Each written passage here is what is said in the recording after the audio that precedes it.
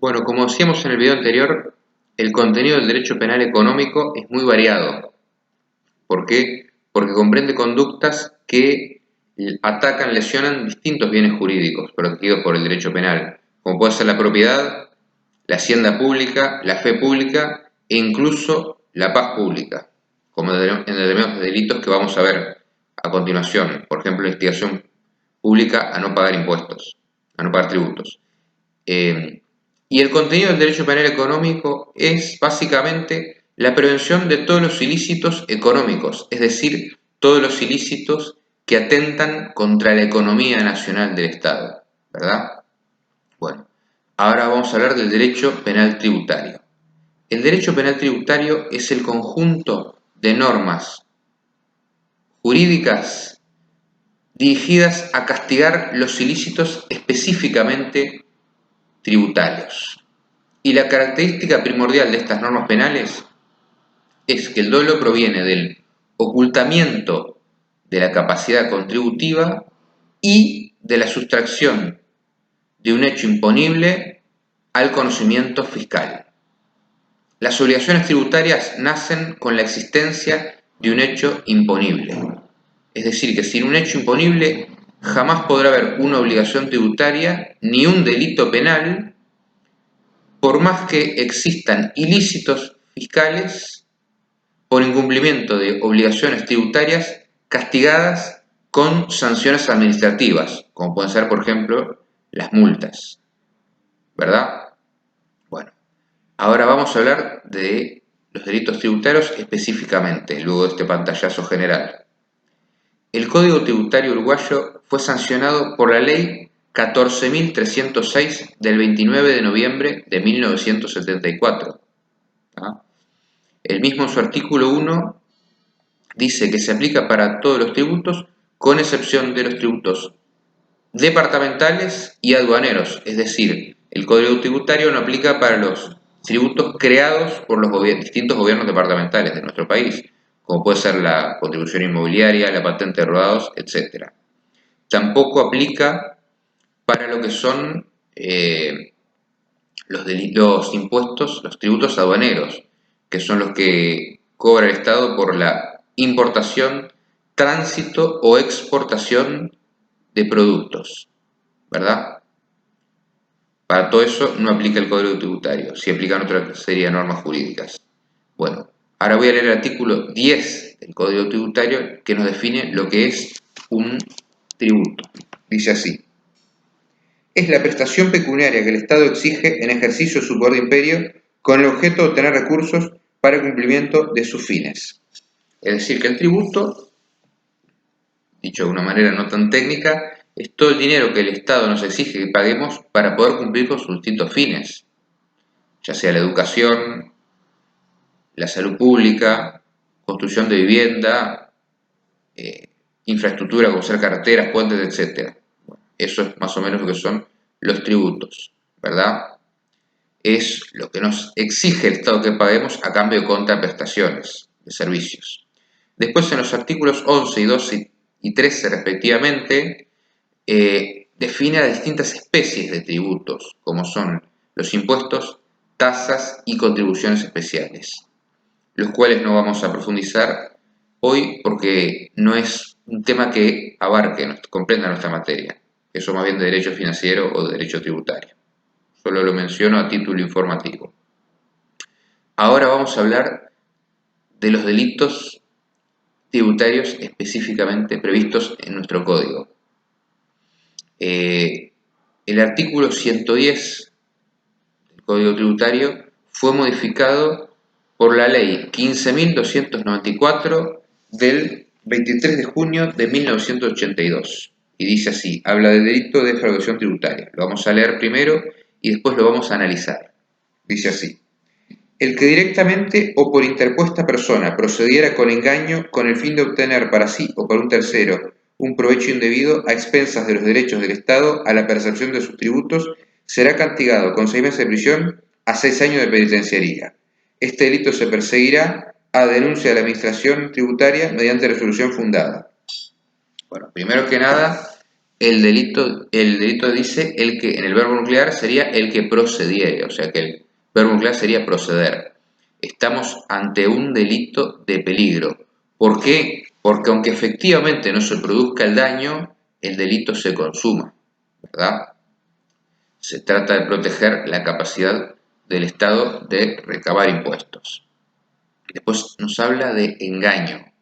El engaño no puede ser cualquier tipo de engaño, sino el idóneo para realmente engañar a la administración tributaria. Es decir, es una administración, una organización pública que tiene amplios conocimientos técnicos para detectarlo.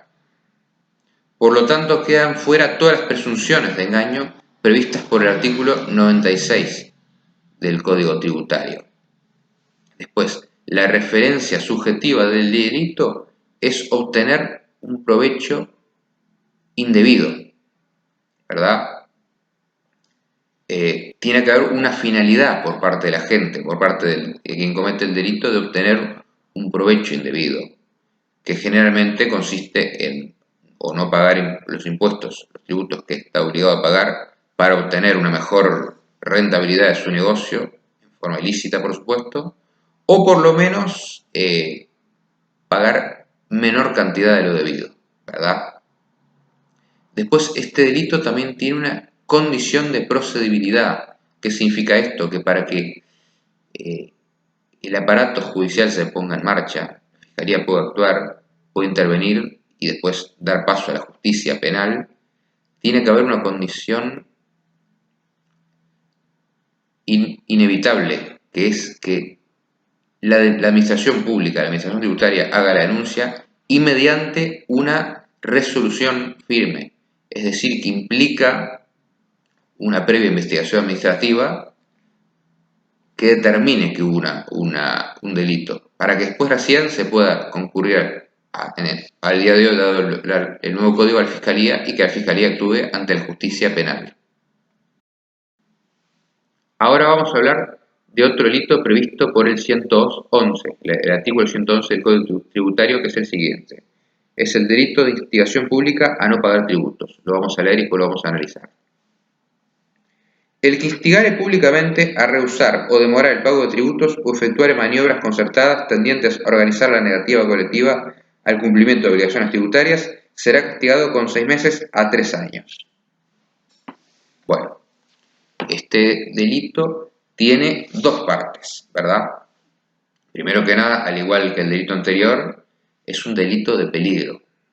¿Qué significa delito de peligro? Que no es necesario que haya un efectivo daño contra la administración pública, contra la administración tributaria, para que se consume el delito.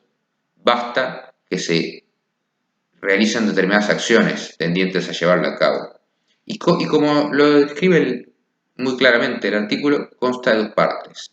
Primero habla de instigar y después organizar.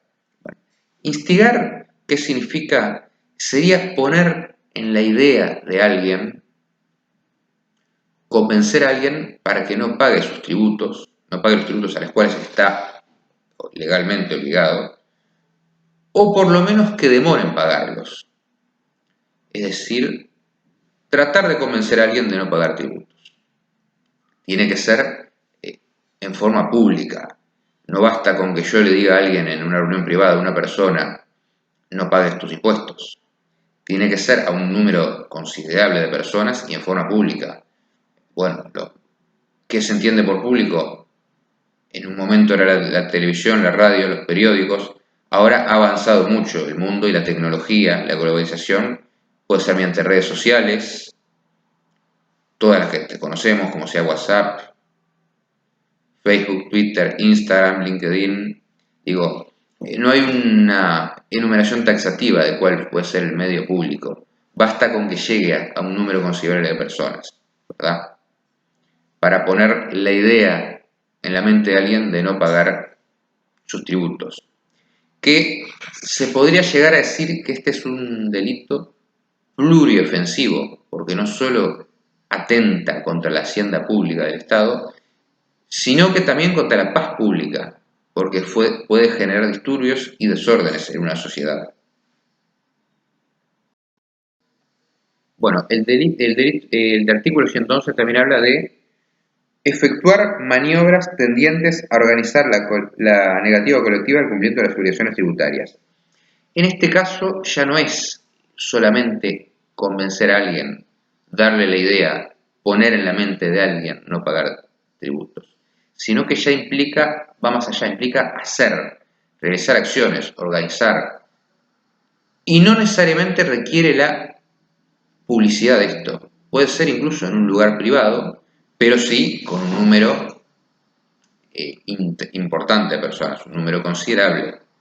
Eso, según dice la doctrina, puede ser en una asociación civil sin fin de lucro, un presidente de una asociación, en un gremio, una cámara patronal, un sindicato, etc. Lo fundamental no es tanto la publicidad en este caso, sino realizar acciones a un número importante de personas, un número considerable, y generalmente por parte de una autoridad, de alguien que tenga un referente frente a un número determinado de personas, ¿verdad? Como se dijo anteriormente, una asociación, un sindicato, una cámara empresarial, incluso, esto es una opinión personal, digo, muchas veces un líder religioso. Es decir, una persona que sea referente en un grupo determinado colectivo y que pueda convencer, pero como se dijo, va más allá, tiene que haber acciones tendientes a no pagar tributos o por lo menos retrasarlo, incumplir con las obligaciones tributarias en general.